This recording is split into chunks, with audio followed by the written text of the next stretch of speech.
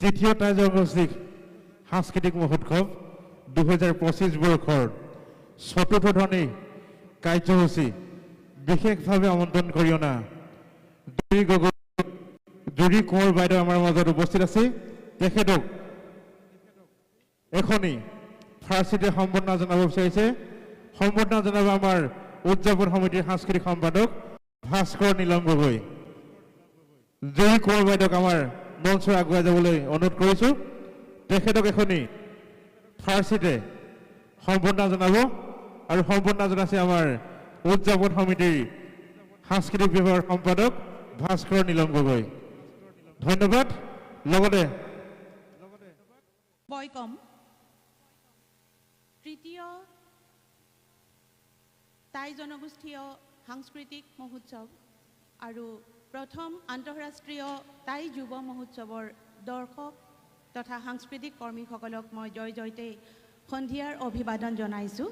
আৰু লগতে আজিৰ এই চতুৰ্থ দিনৰ সাংস্কৃতিক সন্ধিয়াৰ মঞ্চ উদ্বোধন কৰিবৰ বাবে আমন্ত্ৰণ কৰি অনাৰ বাবে উদ্যোক্তাসকলক আন্তৰিকতাৰে ধন্যবাদ আৰু কৃতজ্ঞতা জনাইছোঁ।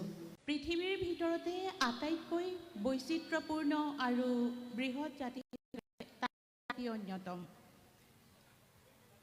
93 মিলিয়নতকৈও অধিক জনসংখ্যাৰ এই টাই জনগোষ্ঠীৰ সৈতে অন্তৰ্ভুক্ত হৈ আছে টাই আহোম, টাই ফাকে, টাই খামতি, টাই খাময়াম, টাই টুৰুং, টাই আইটেন, টাই লাই, টাই লাও, টাই অনেক জনগোষ্ঠী। দক্ষিণ পূব এছিয়াৰ কেইবাখনো দেশৰ লগতে ভাৰতৰ উত্তৰ পূৰ্বাঞ্চল এই বৃহৎ টাই জনগোষ্ঠীয় লোকসকলৰ মূল বসতিস্থল। ভৌগোলিক আৰু জলবায়ুৰ তাৰতম্য থকা স্বত্তেও টাই লোকসকলৰ মাজত বিশেষ সামঞ্জস্য দেখা যায়। সামঞ্জস্য যেনেকৈ আছে, বিচিত্ৰতাও আছে। কিন্তু এই বিচিত্ৰতাৰ মাজতো সমূহ টাই জনগোষ্ঠীয় লোকসকল যেন এডাল সূতাৰে গুঠা ভিন্ন ৰঙী ফুলৰ এডাল ধুনীয়া মালা, তেনেকৈ তেওঁলোক সকলোতে সদায় জিলিকি আছে। বৃহৎ অসমীয়া জাতি বিভিন্ন জাতি জনজাতিৰে সংমিশ্ৰিত হৈ গঠিত হোৱা এটা বিচিত্ৰ জাতি হিচাপে প্ৰাগৈতিহাসিক কালৰে পৰাই পৰিচিত হৈ আহিছে। 1228 খ্ৰীষ্টাব্দত মৌৰিন মৌখামৰ পৰা যেতিয়া চাওলুং চুকাফা অসমলৈ আহিছিল, তেতিয়া তেওঁ এই বৃহৎ অসমীয়া সমাজৰ সৈতে মিলি গৈ 7 ৰাজ সামৰি এক ৰাজ কৰাৰ সপোন ৰচিছিল। কিন্তু সময় বাগৰাৰ লগে লগে বিভিন্ন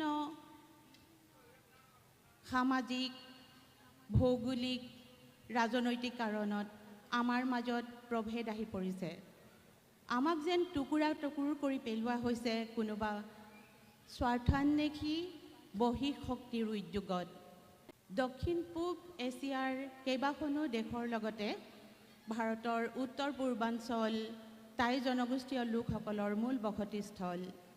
দেখা পাইছোঁ এই যে প্ৰভেদ আমাৰ মাজত আহি পৰিছে, ইয়াৰ দ্বাৰাই আমাৰ ভাষা আৰু সংস্কৃতিৰ অস্তিত্ব ৰক্ষাৰ সংকটো আহি পৰিছে। এইখিনিতে প্ৰণিধানযোগ্য যে কোনো এটা জাতি তেতিয়ালৈকেহে জীয়াই থাকে যেতিয়ালৈকে তেওঁলোকৰ ভাষা আৰু সংস্কৃতি জীয়াই থাকে। গতিকে বৃহৎ অসমীয়া সংস্কৃতি আৰু জাতি জীয়াই থাকিবলৈ হ'লে অসমীয়া জাতিৰ সৈতে সম্পৃক্ত হৈ থকা সৰু সৰু জাতি জনগোষ্ঠীসমূহে তেওঁলোকৰ ভাষা আৰু সংস্কৃতি জীয়াই ৰখাৰ ক্ষেত্ৰত উদ্যোগ গ্ৰহণ কৰিব লাগিব। তেহে অসমীয়া জাতিও বহুদিনলৈ জীয়াই থাকিব। এতিয়া সময় আমাৰ ভাষা, আমাৰ সংস্কৃতি, আমাৰ লোকাচাৰ, আমাৰ লোককথা, আমাৰ লোকসাহিত্য চৰ্চা, সংৰক্ষণ আৰু সংবৰ্ধন কৰি ইয়াৰ যোগেদি অসমীয়া জাতিক ৰক্ষা কৰা। আমাৰ সংস্কৃতি আমাৰ জাতীয় জীৱনৰ দাপোন স্বৰূপ। ভাষা আৰু সংস্কৃতিৰ আদান প্ৰদানৰ জৰিয়তে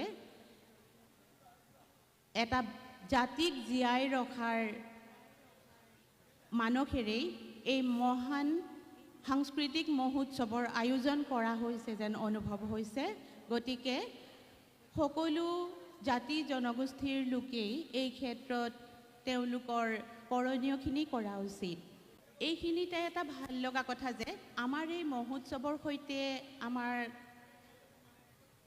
যোগাযোগ কৰিছে, আমাৰ সৈতে আহিছে থাইলেণ্ড, ম্যানমাৰ আৰু ভিয়েটনামৰ পৰা বহুকেইজন টাই জনগোষ্ঠীয় লোক, আৰু তেওঁলোকে তেওঁলোকৰ পূৰ্ণ সহযোগিতা আমাৰ সৈতে আগবঢ়াইছে।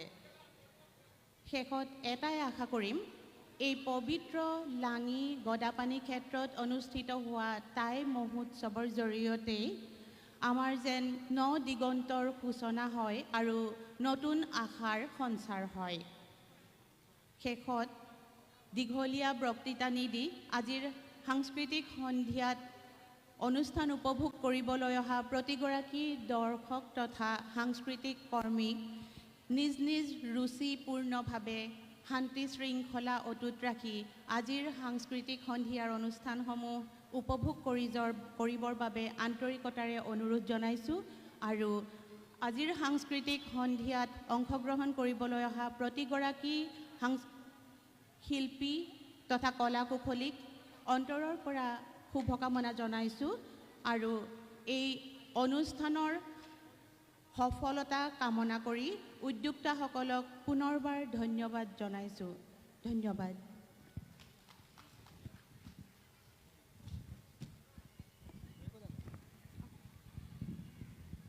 আমি আমাৰ টেঙাখাটৰ জীয়াৰী জুৰি কুমাৰ গগৈ ডাঙৰীক ধন্যবাদ জ্ঞাপন কৰিছোঁ। তেখেতে অত্যন্ত সুন্দৰভাৱে আজি এই সাংস্কৃতিক সন্ধিয়া উদ্বোধনী বক্তব্য ৰাখিছে আৰু সকলোকে উৎসাহিত কৰিছে। আমিও অত্যন্ত আনন্দিত হৈছোঁ তেখেতে আজি সুন্দৰভাৱে এই মঞ্চ উদ্বোধন কৰিছে। গতিকে মই তাইক আন্তৰিকতাৰে ধন্যবাদ জ্ঞাপন কৰিছোঁ। তৃতীয় টাই জনগোষ্ঠীয় সাংস্কৃতিক মহোৎসৱৰ উদযাপন সমিতিৰ তৰফৰ পৰা তেখেতলৈ অশেষ ধন্যবাদ জ্ঞাপন কৰিছোঁ। ধন্যবাদ।